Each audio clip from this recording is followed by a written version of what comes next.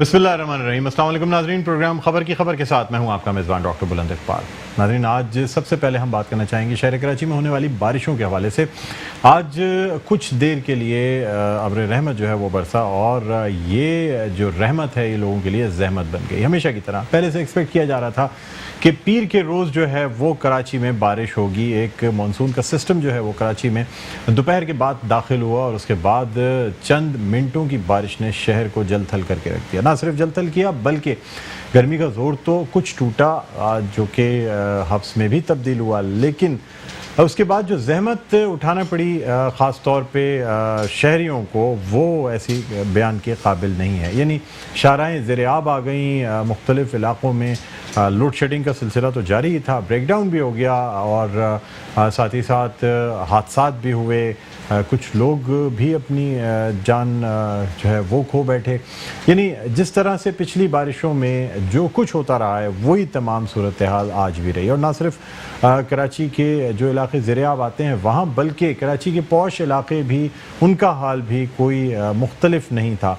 हम अगर बात करते हैं कराची के मुख्तलिफ इलाकों की, तो चाहे साउथ की बात की जाए, चाहे सेंट्रल की बात की जाए, चाहे ईस्ट की बात की जाए, तमाम ही जो डिस्ट्रिक्ट्स हैं वहाँ पे पानी शाराओं पे नज़र आता है। ख़ास तौर पे अगर हम बात करते हैं डिस्ट्रिक्ट ईस्ट की, तो ये हमारा ऑफ़िस जिस जगह मौजूद है, आप यकीन करें हमारे ऑफ़िस पे भी दाखिल होने के लिए हमें ये मुमकिन नहीं है कि आप अपने कपड़े बचाए हुए आप दफ्तर में दाखिल हो जाएं। यानी हर सूरत में ही आपका पाँव जो है बारिश के पानी में ज़रूर जाएगा।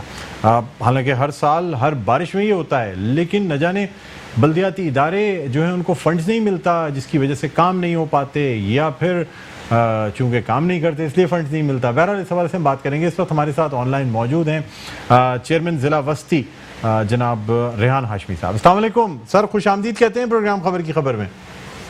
जी बहुत शुक्रिया रेहान भाई, कुछ देर की ये बारिश और सड़कें ज़ेर-ए-आब, नालों के लिए पहले ही कहा जा रहा था कि सफाई की जाए, पीर के रोज़ से बारिशें शुरू होनी है। क्या इंतजाम आपकी जानिब से किए गए थे, आपकी जो ज़िला वस्ती की जो DMC है उसमें? अच्छा डॉक्टर साहब, मैं ये आपके रिकॉर्ड में लेकर आना चाह रहा हूँ कि तकरीबन एक माह कबल हमने मुख्तलिफ जगहों पर चोकिंग पॉइंट्स पे काम शुरू किया था और एक ऑप्टिमम पॉइंट पर आने के बाद हकपरस्त चेयरमैन ने मुश्तरका तौर पर प्रेस कॉन्फ्रेंस की थी, जिसमें वजीर आजम से, वजीर आला से और सिंध गवर्नमेंट से हमने रिक्वेस्ट की थी और इस तरफ तवज्जो मबजूल कराई थी। NDMA के मुतनब्बे का जो नोटिस है, जो इंतबाह है, उसको मलूज़ खातिर रखते हुए कि 20% अप्रॉक्सीमेटली शायद बारिश ज्यादा होगी इस मानसून में। ये भी वादे करता चलूं कि गुज़िश्ता 4 साला बल्दियाती दौर में सिर्फ एक बार, वो भी वाटर कमीशन की हिदायत पर, फंड्स एलोकेट हुए। 1 करोड़ की रकम मख्तस की गई थी, जो कि नाकाफी थी यकीनन। इस 4 साल बल्दियाती दौर में तकरीबन 7 से 8 बारिशों के स्पेल आए, जिसमें से सिर्फ एक बार वाटर कमीशन की हिदायत पर मिला, इसके अलावा नहीं मिला। जब हमने प्रेस कॉन्फ्रेंस की उसमें वाज़ेह तौर पर ये गुजारिशात की थी कि फौरी तौर पर अब सिंध गवर्नमेंट इंटरवीन करे और वर्ल्ड बैंक का एक प्रोग्राम है क्लिक, उसके ज़ेर इंतजाम नालों की सफाई। ये नाले जो कि बरसाती नाले हैं बुनियादी तौर पर, जो सेवरेज नाले में कन्वर्ट हो गए हैं, सेवरेज का मुतबादिल निज़ाम मौजूद नहीं है, तो इन नालों के अंदर उस सेवरेज के पानी को डाल दिया गया। सितम ज़रीफ़ी ये कि नालों में ना सिर्फ सेवरेज डाला गया बल्कि नालों में कचरा फेंकने का भी रुझान है। तो 2 कोर इश्यूज थे जिसके बारे में तवातुर से हम इंडिकेट कर रहे हैं। अच्छा, अगर ये सफाई सुथराई जो भी हो रही होती है, ये सिर्फ चंद महीने की कॉस्मेटिक्स होती है, ये लॉन्ग टर्म प्लानिंग नहीं है, ये एडहॉकिज्म है। लॉन्ग टर्म प्लानिंग में ये कि नालों से, बरसात के नालों में से सेवरेज का पानी निकाला जाए, उसका मुतबादिल निज़ाम बनाया जाए, waste disposal, solid waste disposal के इंतजाम करवाए जाए, नहीं हुआ। बहरहाल जिस हद तक हम कर सकते थे इस बार भी सिंध गवर्नमेंट ने नहीं दी, ना तो मशीनरी दी DMCs को, ना ही कोई फंड दिया। हमने मुख्तलिफ जराए से और बल्दिया ज़िला वस्ती ने अपने तौर पर जो मशीनरीज हायर करनी थी, क्योंकि इसमें एक्सकेवेटर्स लगते हैं, डंपर्स लगते हैं, वो हायर करके हमने किया।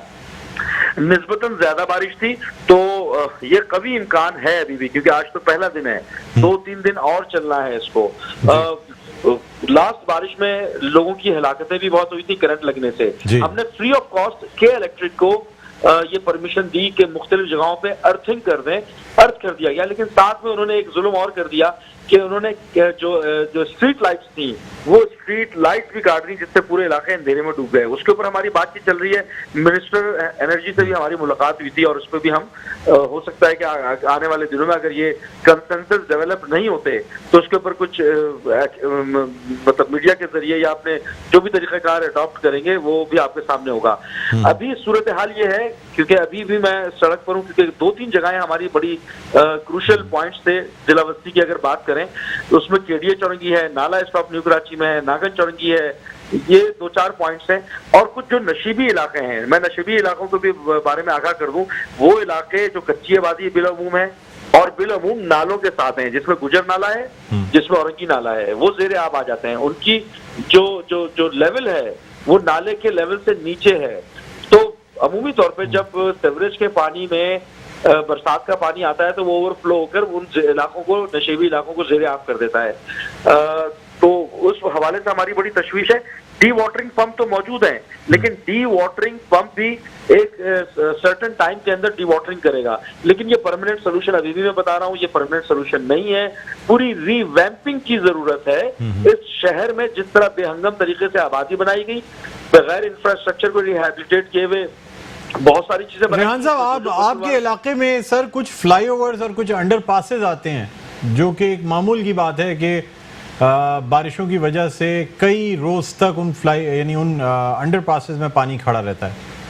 गरीबाबाद का अंडरपास है या उससे और आगे आप जाएंगे, मतलब जो अंडरपासेस आपके, स्पेशली आपकी कॉन्स्टिट्यूंसी, आपके। मैं आपके लिए, आपके नाज़रीन के लिए बताता चलूं कि बारिश शुरू होने से पहले मेयर कराची की तरफ से मुख्तलिफ जगहों पर टीमें रवाना की गई थी, क्योंकि अंडरपासेस में पंप्स होते हैं, डी वाटरिंग पंप्स मौजूद होते हैं। उन्होंने डी वाटरिंग पंप को चेक भी करवाया और अभी मैं जिन जगहों से होता हुआ आया हूँ वहां पर एज सच जिस तरह की पिछली दफा सूरत हाल थी वैसी सूरत हाल नहीं है। पानी है यकीनन जिसकी निकासी हो रही है, लेकिन वो सूरत हाल नहीं है कि ट्रैफिक की रवानी मुअत्तल हो गई हो और ट्रैफिक को रास्ता बदलना हो। कुछ जगहें हैं हमारी जो ट्रबल पॉइंट्स तो हैं, वहां पर जो कचरा माफिया की जानिब से कचरा फेंकने का रुझान है वो उस वजह से प्रॉब्लम है। सर ये तो नाले, रेहान साहब, सर ये तो सर एक ट्रेलर है ना, जो अभी बारिश का एक ट्रेलर हमने देखा है। अभी तो इसको हम बारिशें कह ही नहीं सकते, ये तो बिल्कुल एक आगाज है, इब्तिदा है बारिशों की। सर चंद मिनटों की बारिश में अगर ये हाल है तो अगर कहीं खुदा ना खास्ता कुछ घंटों की बारिश हो जाती है तो क्या आप समझते हैं कि आप कैपेबल हैं कि ख़ासतौर पे अगर मैं ज़ियाउद्दीन वाले रोड की बात करूं या आपके सर डीएमसी की अगर बात करूं तो उसमें बहुत से ऐसे पॉइंट्स हैं जो हर साल ज़ेरे आब आते हैं। इस साल भी सर अगर ज़रा सी ज़्यादा बारिश होगी तो ज़ेरे आब आएंगे। कोई ख़ास प्लानिंग नहीं नजर आती सर जी, कोई खास प्लानिंग नहीं नजर आती, कोई प्रिपरेशन नहीं नजर आती। होगी, शहर की प्लानिंग की जरूरत है ना जी। इस शहर की रिवैम्पिंग की जरूरत है। इस शहर में के बरसाती नालों में से सीवरेज के पानी को निकालने की जरूरत है, उनका मुतबादिल निजाम बनाने की जरूरत है, कचरा नालों में, बरसाती नालों में फेंकने के रुझान को खत्म करने की जरूरत है। मैंने ये कहा ना कि ये तो एडहॉकिज्म पे काम कर रहे हैं, ये तो टेम्परेरी सोल्यूशन अगर हम और आप कर भी रहे हैं अभी तो ये तो टेम्परेरी सोल्यूशन है।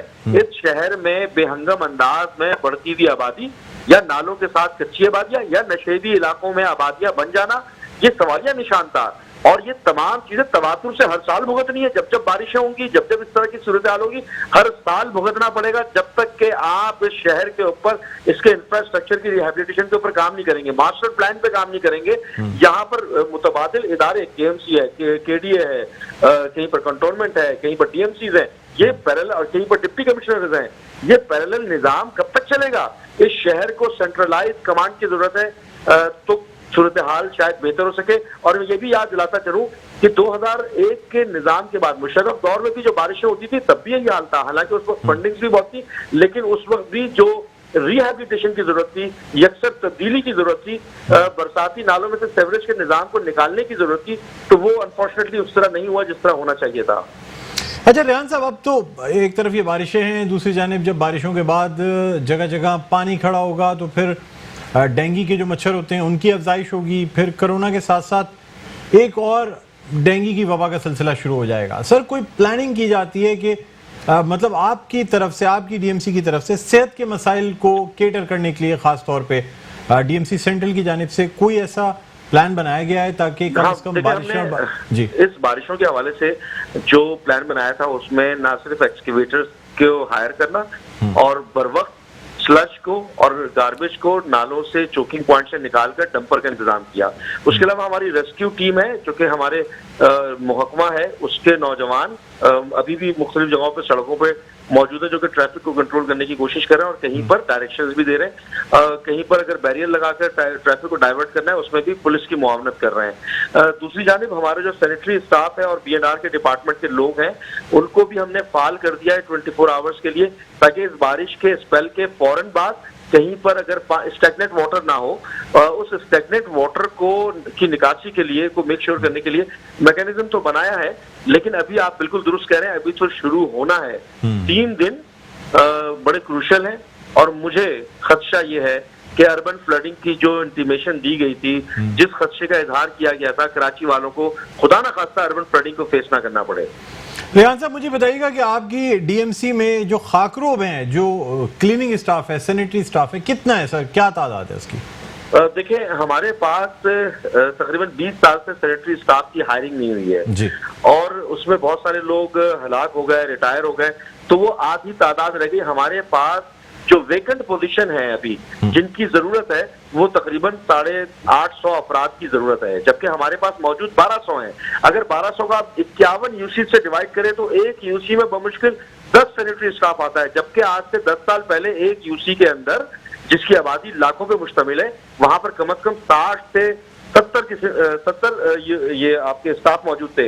आज तादाद बिल्कुल ना होने के बराबर है, तो सैनिटरी स्टाफ की तादाद बहुत कम हो गई है, तकरीबन 1200 के लगभग रह गए हैं। सर ये 1200 ड्यूटी पे भी नजर आते हैं, काम कर रहे होते हैं, आम दिनों में तो नहीं नजर आते सर। अब बारिशों में क्या ये काम बारिशों करेंगे? के दिनों बारिश के दौरान तो नजर नहीं आएंगे, ये बारिशों के बाद काम करते हैं अमूमी तौर पे, जो कि निकासी के लिए काम करेंगे। और देखें इतनी बड़ी आबादी वाले शहर को अगर आप बगैर सैनिटरी स्टाफ के छोड़ दें तो जगह जगह पर कचरे के अंबार लग जाएं, गलियां कचरे से भर जाएं, लोगों की गलियां जो है उसका बुरा हाल हो। कुछ हो रहा है, सुबह को जिस वक्त आम लोग सो रहे होते हैं उस वक्त ये सैनिटरी स्टाफ नौकरी पर आ रहे होते हैं, काम कर रहे होते हैं। कोविड-19 के बावजूद भी इनको मैं खराज तहसीन पेश करूंगा कि वो लोग जो कि ऐसे हालात में यानी सर सूरज निकलने के बाद ही नजर नहीं आते काम, यानी सूरज निकलने से पहले काम कंप्लीट कर लेते हैं। टाइम अमूमी तौर पर यही है इनका। अच्छा, यानी रात से काम शुरू करते हैं और रात ही में इस काम को मुख्तलिफ औकात हैं, शिफ्टें हैं इनकी और उन शिफ्टों के लिहाज से काम होता है, लेकिन सफिशिएंट नहीं है। Number of people are not sufficient in comparison. Rehan Hashmi साहब ये भी बताइएगा कि आपके भी इलाके से के इलेक्ट्रिक की जानिब से ये जो स्ट्रीट लाइट्स के जो स्विचेस होते हैं, के इलेक्ट्रिक का ये कहना है कि ये गैर कानूनी स्विचेस हैं जो कि करंट का सबब बनते हैं।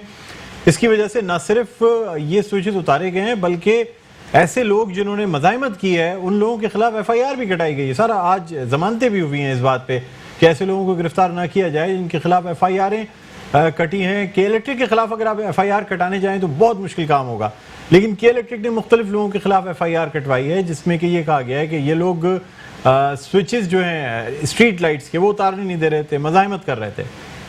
देखिए हमने के इलेक्ट्रिक को, मैंने भी, जिला ईस्ट ने भी, वेस्ट ने भी, कोरंगी ने भी, हमने इनको फ्री ऑफ कॉस्ट अलाउ किया कि ये अर्थिंग कर रहे हैं। हमने लोगों की जिंदगी बचाने के लिए इनकी अर्थिंग के हवाले से जो भी एक्टिविटीज की इस पर कोई चार्ज नहीं किया।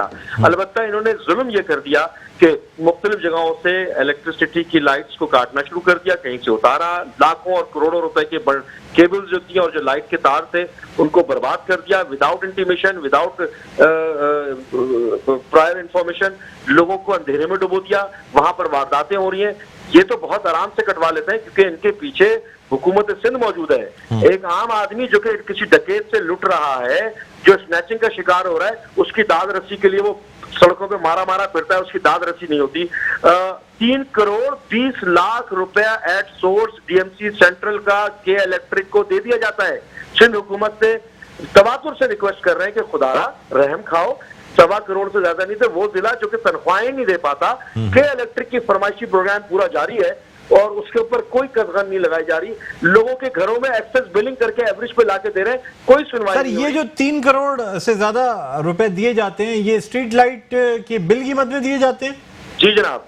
और स्ट्रीट लाइट की मेंटेनेंस का काम सर किस, यानी ये जो के इलेक्ट्रिक के पोल्स पे स्ट्रीट लाइट्स मौजूद हैं इसकी मेंटेनेंस का काम किसकी जिम्मेदारी है? अब तो बात यह है कि जिन पोलों पे लाइटें थी वो लाइटें ही नहीं है, जिन पोलों पे तार थे स्ट्रीट लाइट्स के वो मौजूद नहीं है, वो कट चुके हैं। बुनियादी तौर पे आज से तकरीबन 10 साल पहले एज पर द लॉ ये जिम्मेदारी होती थी के इलेक्ट्रिक की। फिर उसके बाद जो बल्दियाती दौर आया उसमें जिम्मेदारी डिवॉल्व करके केएमसी को दी गई। केएमसी से फिर ये डीएमसी, ये हेफाजात होश पोश निजाम जिसको चलाने के लिए समझने के लिए भी एक साइंस चाहिए। अभी डीएमसी के पास थी, डीएमसी ने जितनी लाइटें निकाली हैं वो सारी की सारी वापस करने को तैयार नहीं है। जो तार काटे हैं उनकी कंपनसेशन करने को तैयार नहीं है। लोग परेशान हुए हैं, लुट रहे हैं, लेकिन कोई सुनवाई नहीं है। एक हफ्ते 1.5 हफ्ते पहले हमारी एनर्जी मिनिस्टर से भी मीटिंग हुई, उनसे रिक्वेस्ट की, उन्होंने कहा तो है, अश्योर तो किया है कि वो चीफ मिनिस्टर से बात करेंगे। रेहान साहब, आज राब्ता कमेटी का भी एक इजलास हुआ है और senior deputy convener Aamir Khan साहब की सदारत में इजलास हुआ है और उसमें ये फैसला किया गया है कि इलेक्ट्रिक के खिलाफ भरपूर एहतजाज भी किया जाएगा। आज की बात बता रहा हूँ सर, रात दुरुस्त कर रहे हैं जी सर। तो अब क्या लाएमल इख्तियार किया गया है सर? अगर आपसे रहनुमा मुत्तहिदा कौमी मूवमेंट पाकिस्तान के हवाले से मैं सवाल करूँ तो देखिए, के इलेक्ट्रिक को बारहा इस बारे में आगाह किया जाता रहा है। अब सिलसिला यह है कि यहाँ पर पानी की तरसील तक अगर इलेक्ट्रिसिटी ना हो तो आप पानी की तरसील कैसे करेंगे? लोग बेसिक नेसेसिटी से महरूम हो जाते हैं। अच्छा, वो इलाके जो कि रेगुलर बिल पेयर्स हैं, जो कि लो लॉस के इलाके हैं, जहां पर चोरी की बिजली इस्तेमाल नहीं की जाती, वो इलाके भी आज अंधेरे में डूब रहे हैं। फिर अगर आपकी जनरेशन कैपेसिटी नहीं है तो आप दुकानदारी बंद करें, जाए यहाँ से, किसी और को मौका दें। लेकिन शायद कि इतना ह्यूज सरमाया और इतने जो इंटरेस्ट हैं लोगों के, वो इसके साथ को रिलेटेड हैं कि शायद इनको लगाम देना आसान काम नजर नहीं आ रहा। डिस्ट्रीब्यूशन हो चाहे जनरेशन हो, ये दोनों सिस्टम इनका बिल्कुल बर्बाद हुआ है। जिन इलाकों में इनको तवातुर से बिजली देनी चाहिए वहां नहीं दे रहे, तो वो जो हाई लॉसेज इलाके हैं वहां पर तो क्या देंगे ये? रेहान साहब, आज 2 JIT रिपोर्ट्स जो हैं वो मंजर आम पर आई हैं, उस वाले से भी आपसे सवाल करना चाहेंगे। निसार मुराई उजार बलोच की JIT रिपोर्ट सामने आई है, फिर बल्दिया फैक्ट्री में जो आग लगी थी उसकी भी रिपोर्ट सामने आई है, जिसमें साफ तौर पे कहा गया है कि आग लगी नहीं थी, लगाई गई थी। क्या कहेंगे सर? देखिए, एक प्रिंसिपल स्टैंड हर पाकिस्तानी को लेना चाहिए कि आज के दिन या पहले भी पाकिस्तान किसी भी अंदरूनी या बैरूनी खलफशार मचाने वालों के हक में बोलने वालों का मुतामिल नहीं था। जो भी टेररिज्म की इस एक्ट में मुलव्विस है उसको निशाने इबरत बनना चाहिए, इसमें किसी की दो राय नहीं होनी चाहिए, चाहे वो कोई भी हो। लेकिन असूल, हक और सच की बुनियाद पर चीजें मंजर आम पे आनी चाहिए, डुप्लीकेशन नहीं होनी चाहिए, कहीं पर ऐसा गुमान नहीं क्रिएट होना चाहिए कि ये डुप्लीकेशन हो रही है या सच से हट करे। लेकिन जो भी हो रहा है उस पर हमें इदारों पे भी एतमाद करना चाहिए और इदारों को भी अपना एतमाद बहाल रखना चाहिए। ठीक है, बहुत शुक्रिया रेहान हाशमी साहब। चेयरमैन बल्दिया वस्ती हमारे साथ ऑनलाइन मौजूद थे। और नाज़रीन, एक छोटा सा वक्फा लेना चाहेंगे, वक्फे के बाद दोबारा आपकी खिदमत में हाजिर होते हैं। कहीं ना जाइएगा, देखते रहिए प्रोग्राम खबर की खबर।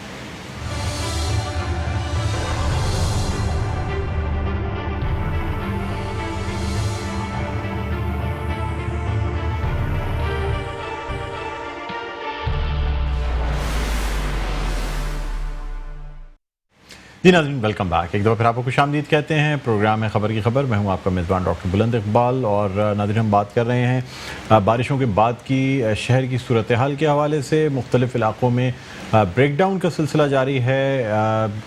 तर्जुमान के इलेक्ट्रिक की जानिब से ये कहना है कि ऐसे इलाके जहाँ पे तारें टूटी हुई हैं या कोई भी ऐसा एहतमाल है कि वहाँ पे पावर फेलियर को ख़त्म करने से या बिजली खोलने से करंट लगने का अगर कोई एहतमाल है तो वहाँ पे अभी बिजली जो है वो बहाल नहीं की गई। इसी तरह कराची की मुख्तलिफ़ शाराएँ हैं जो कि ज़ेर-ए-आब हैं और मुख्तलिफ़ जो बल्दियाती इदारे उनका ये कहना है कि काम जारी है, जल्द अज जल्द पानी की निकासी का इंतज़ाम किया जाएगा। दूसरी जानिब न सिर्फ लोड शेडिंग है, गर्मी है, बल्कि कोरोना के फैलाव की वजह से जो लोग अपने घरों में क्वारंटाइन पर मजबूर हैं उनको भी बहुत ही मुश्किलात का सामना है। इसलिए कि कोई भी ऐसा मरीज़ जो कि घर में क्वारंटाइन है, करंतना में है, आइसोलेट हुआ है और वो जाहिर सी बात है अपने कमरे से बाहर भी नहीं निकल सकता। और ऐसी सूरत में बिजली का चले जाना, हालांकि सिंध हुकूमत की जानिब से साफ अल्फाज में के इलेक्ट्रिक से कह दिया गया था कि किसी भी किस्म की लोड शेडिंग से इज्तनाब किया जाए, ख़ास तौर पे कोरोना के फैलाव की वजह से। लेकिन फिर भी न सिर्फ गैर एलानिया लोड शेडिंग का सिलसिला जारी है बल्कि उसके साथ साथ अब पावर ब्रेकडाउन्स जो कि तवील कई कई घंटों के पावर ब्रेकडाउन्स हैं वो देखने में आ रहे हैं। और ना सिर्फ कराची के जो एवरेज इलाके हैं वहाँ पे, बल्कि उसके साथ साथ कराची के जितने पॉश इलाके हैं वहाँ पे भी ये ब्रेकडाउन देखने में आ रहे हैं कि इलेक्ट्रिक की जानिब से एक और तावील ये पेश की गई है कि ऐसे इलाके जहाँ पे बिजली की चोरी ज़्यादा है या कुंडे ज़्यादा हैं वहाँ पे ज़्यादा लोड शेडिंग की जाती है ताकि कि इलेक्ट्रिक अपना नुकसान कम कर सके। हालांकि यही वो इलाके हैं जहाँ पे आबादी ज़्यादा है, यानी अगर हम एक ऐसा इलाका देखते हैं जहाँ पे 1000 गज़ या 500 गज़ के घरों में लोग रहते हैं तो वहाँ पर पर्सन जो है वो स्क्वायर फीट का एरिया बहुत ज़्यादा होता है। लेकिन इसके बिल्कुल बरक्स जो छोटी आबादी वाले इलाके होते हैं वहाँ एक 80-80 गज़ के घर में 8 से 10 अफराद रह रहे होते हैं और ऐसी सूरत हाल में बिजली की लोड शेडिंग की वजह से लोगों को शदीद परेशानी का सामना भी होता है। नाज़रीन, सिंध हुकूमत या जो पाकिस्तान पीपल्स पार्टी की रहनुमा है उनकी जानिब से ये कहना है कि वफाकी हुकूमत या पाकिस्तान तहरीक इंसाफ के जो रहनुमा के इलेक्ट्रिक के ख़िलाफ़ एहतजाज की बात करते हैं तो वो दरअसल ये सिर्फ एक दिखावा है, यानी हुकूमत में होते हुए नेपरा की जानिब से इजाज़त दे दी जाती है, फ़ी यूनिट जो कीमत है वो बिजली की बढ़ा दी जाती है, नेपरा खुद इजाज़त देती है, लेकिन साथ ही साथ पाकिस्तान तहरीक इंसाफ के रहनुमाओं की जानिब से एहतजाज भी देखने में आता है। ये आज ख़ास तौर पे गिला भी किया गया है, सवाल भी किया गया है। बहरहाल नाज़रीन, अब हम कुछ बात करना चाहेंगे JIT रिपोर्ट्स जो कि पब्लिक कर दी गई, और ना सिर्फ निसार मुराई की JIT रिपोर्ट, उज़ैर बलोच की JIT रिपोर्ट, बल्कि उसके साथ साथ बल्दिया फैक्ट्री में आतिशज़दगी की JIT रिपोर्ट भी मंजर आम पर आ गई। इसी वाले से हम बात करना चाहेंगे। इस वक्त हमारे नुमाइंदे KM अब्बासी हमारे साथ ऑनलाइन मौजूद हैं। अस्सलाम वालेकुम KM अब्बासी, आप मेरी आवाज़ सुन सकते हैं? जी वालेकुम अस्सलाम डॉक्टर साहब, बिल्कुल आपकी आवाज़ आ रही है जी। अच्छा, कुछ JIT रिपोर्ट्स मंजर आम पर आई हैं और इन JIT रिपोर्ट्स के मंजर आम पे आने से पहले ख़ास तौर पे अगर मैं निसार मुराई और उज़ैर बलोच की JIT रिपोर्ट की बात करूं तो पाकिस्तान तहरीक इंसाफ के रहनुमाओं और एक वफाकी वज़ीर की जानिब से भी बड़े दावे किए गए थे, सिंध की बड़ी शख्सियात का नाम होने के भी दावे किए गए थे, लेकिन ऐसा कोई नाम सामने आया नहीं है सवाए एक जुल्फ़िकार मिर्ज़ा के नाम के। क्या कहते हैं आप? जी बिल्कुल डॉक्टर साहब, ये बहुत बड़ा मसला है और ये जो JIT दी गई हैं, इन JIT में अगर देखा जाए तो कोई ऐसी बात नहीं है जिस पर कोई वावेला हो या कोई बात उठाई जाए। इससे कबल भी लोग इन JIT को अच्छी तरह जानते थे, क्योंकि उज़ैर जान बलोच का जब जो कि 164 का बयान हुआ था अदालत के अंदर, तो वो भी अदालत जो कि हिस्सा है मीडिया की के ऊपर चल चुका है कि किस किस्म के नाम लिए गए थे, क्या क्या इंकशाफात हुए थे। लेकिन अब भी अगर देखा जाए JIT में, तो JIT में सिर्फ चंद मखसूस नाम है जो कि उज़ैर जान बलोच के हवाले से बताए गए हैं कि रज़ाक कमांडो को जो है उनके भाई के साथ मिलकर उनको कत्ल किया गया था। इसी तरह से अरशद पप्पू का जिक्र किया गया है और इसी तरह से जो कि उन्होंने कहा था कि अरशद पप्पू के जो है कुछ लोगों से मिलकर उन्होंने उसमें पुलिस अफसरान भी जो है मुलविस थे, जिनके साथ मिलकर उनकी मदद से अरशद पप्पू को कत्ल किया। इसके बाद जो है दीगर जो कि शेरशाह मार्केट है उसमें जो कि लसानी बुनियाद पर वहाँ पर कत्ल व गारत की गई, ऐसी बातें की गई हैं। पीपल्स पार्टी के कुछ काउंसलर थे, उनके कत्ल के हवाले से भी जो है इतराफात सामने आए हैं, लेकिन जो मेन चीजें हैं वो अभी तक सामने नहीं आई। यानी इसमें जो है जो कि वफाकी हुकूमत की जानिब से भी जो वज़रा हैं वो मुख्तलिफ जगहों पर जब उन्होंने बात की तो वहाँ पर भी टेम्परिंग की बात आई सामने। अगर बात की जाए निसार मुराई की, तो निसार मुराई की जानिब से भी जो JIT सामने आई है उसमें सिर्फ डॉक्टर जुल्फ़िकार मिर्ज़ा के हवाले से इंकशाफात दिए गए हैं कि वो किस तरह से मंशियात जो है वो फरोख्त करते थे, क्या करते थे और किस तरह से उन्होंने NPM के साथ मिलकर काम किया।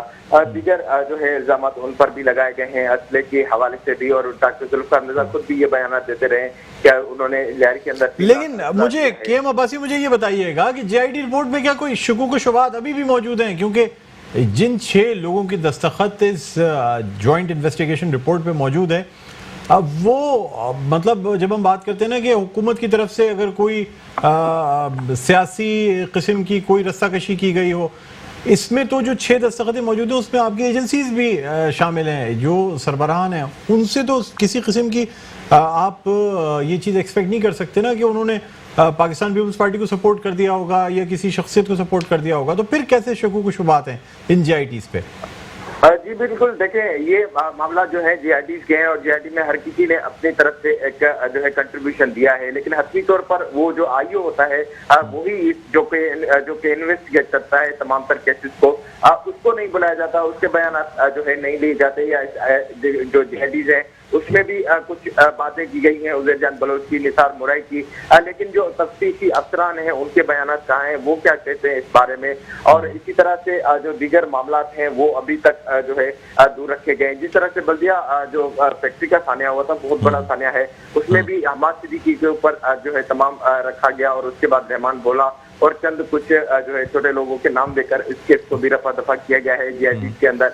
लेकिन केएम अब्बासी, इसमें जो बात की गई है वाज़े तौर पे ये कह दिया गया है कि आग किसी सूरत भी हादसात ही नहीं लगी, बाकायदा आग लगाई गई और किसके ईमा पे लगाई गई। फिर ये भी उसमें बताया गया कि जी 20 करोड़ रुपए का भत्ता मांगा गया था, वो भत्ता ना मिलने की सूरत में एक इबरत का निशान बनाने के लिए इस फैक्ट्री में आग लगाई गई।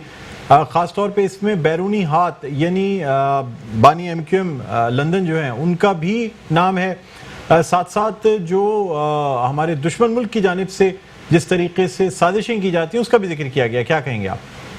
जी बिल्कुल डॉक्टर साहब, ये चीजें जो है बयान का रिकॉर्ड का हिस्सा है और ये पहले भी चीजें चल चुकी हैं और इस जीआईटी ने भी वादे कर दिया है कि ये कोई हादसाती आग नहीं बल्कि ये लगाई गई थी और ये की वजह से लगाई गई और ये आग लगने के बाद भी फैक्ट्री मालकान ने भत्ता दिया और ये भत्ते की सूरत में हैदराबाद के अंदर 1000 बाद में उनको दिया गया है।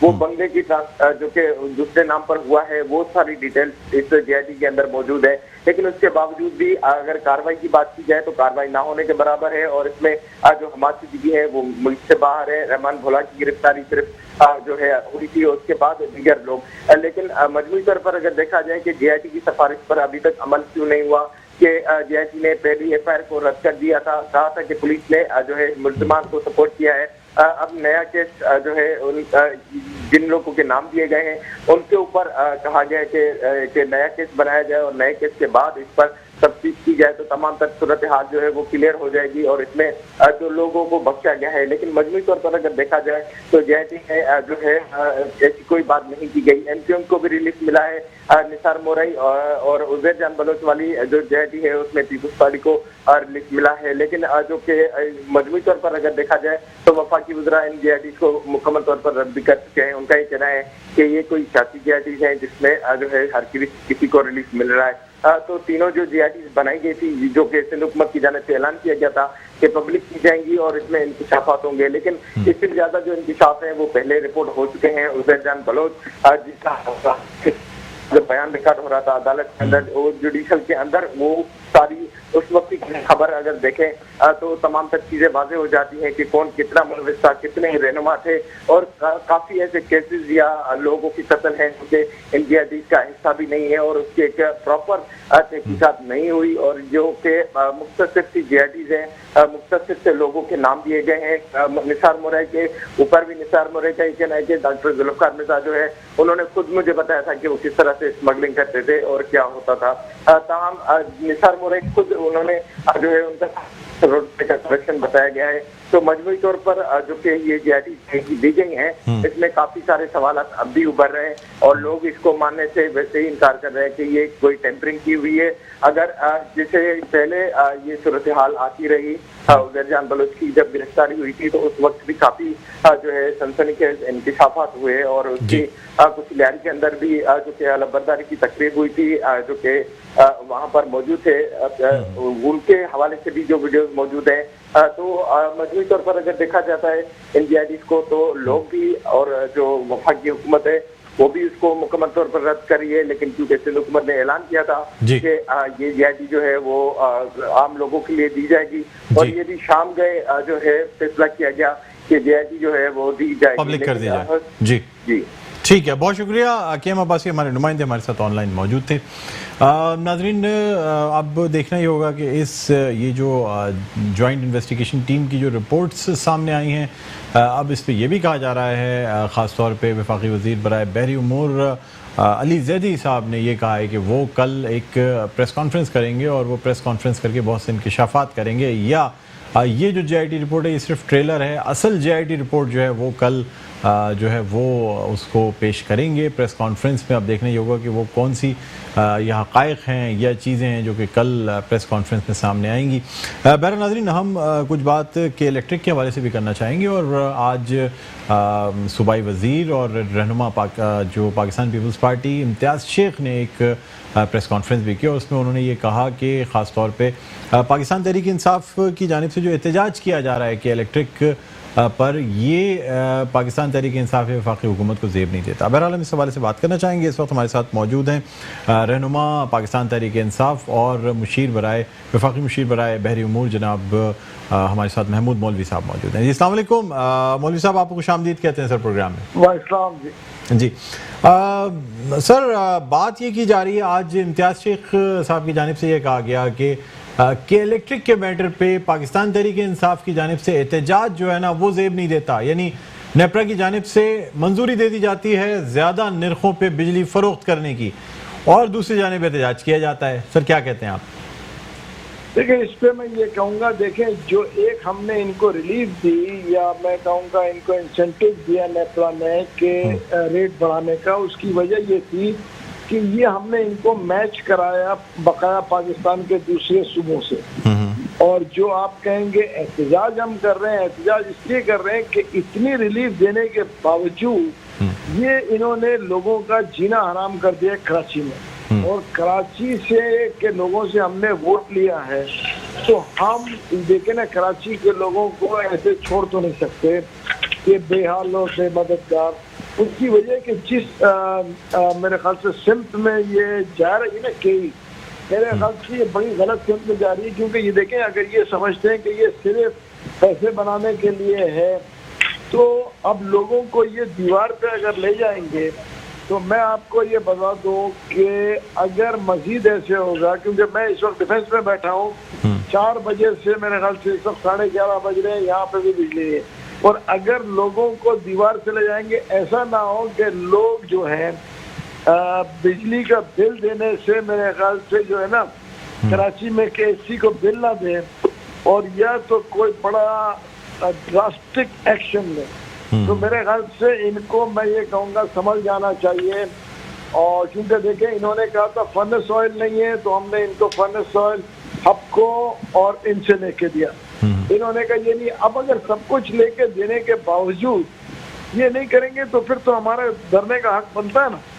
सर बात धरने की नहीं है सर, आप वफाकी हुकूमत में है सर, आप चाहें तो नेपरा जो है, जो कि इनका रेगुलेटरी अथॉरिटी है, वो सर एक नोटिस दे, इनका लाइसेंस कैंसिल करे। दूसरी जानिब सर ये भी कहा जाता है कि वफाकी हुकूमत का कॉन्ट्रैक्ट या एग्रीमेंट है के इलेक्ट्रिक से, जब के इलेक्ट्रिक को प्राइवेटाइज किया गया था सर, उसको पब्लिक करने की बात की जाती है। और मजे की बात यह है कि आपकी पार्टी की जानिब से, यानी पाकिस्तान तहरीक इंसाफ की जानिब से भी उसे पब्लिक करने की बात की जाती है। सर आपके इख्तियार में है, आप कल चाहें तो कल ये कॉन्ट्रैक्ट पब्लिक कर दें। सर क्यों नहीं पब्लिक किया जाता ये कॉन्ट्रैक्ट? हम कॉन्ट्रैक्ट भी पब्लिक कर रहे हैं, हम लीगल ओपिनियन अपने लीगल जो है वकला से ले रहे हैं। और ये भी मुमकिन है कि देखें जी कॉन्ट्रैक्ट तो पब्लिक करें, क्योंकि देखें एक चीज मैं बता दूं सर, लेकिन आपसे सर महमूद साहब एक सवाल आपसे करना चाहूंगा, क्या इस कॉन्ट्रैक्ट के साथ कोई नॉन डिस्क्लोजर एग्रीमेंट भी साइन किया गया था, NDA जैसा कि प्राइवेट पार्टीज में साइन किया जाता है, ताकि उस कॉन्ट्रैक्ट की जो शिकें हैं वो NDA साइन किया हुआ, इसलिए हम इसका लीगली देख रहे हैं कि हम इसको किस तरह से हम इसको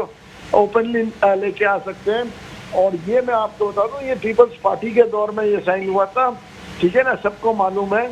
और मगर हम लेकिन महमूद साहब मुझे ये बताइएगा कि क्या पब्लिक इंटरेस्ट के जो मुआहदे होते हैं उसमें क्या NDA साइन करना चाहिए? क्या नॉन डिस्क्लोजर एग्रीमेंट ऐसी जगहों पे साइन किया जाता है जो प्राइवेट पार्टीज के दरमियान मुआहदे हो रहे होते हैं, जो कि जाहिर सी बात है जिसको पब्लिक नहीं होना चाहिए, लेकिन एक पब्लिक इंटरेस्ट की चीज है सर? देखिए, मैं आपको बताऊं, पीपल्स पार्टी के दौर में वो इसके पीछे क्या मकासद थे ये तो मैं आज नहीं कह सकता हूं, जब तक ये पूरे उसको देखूं नहीं।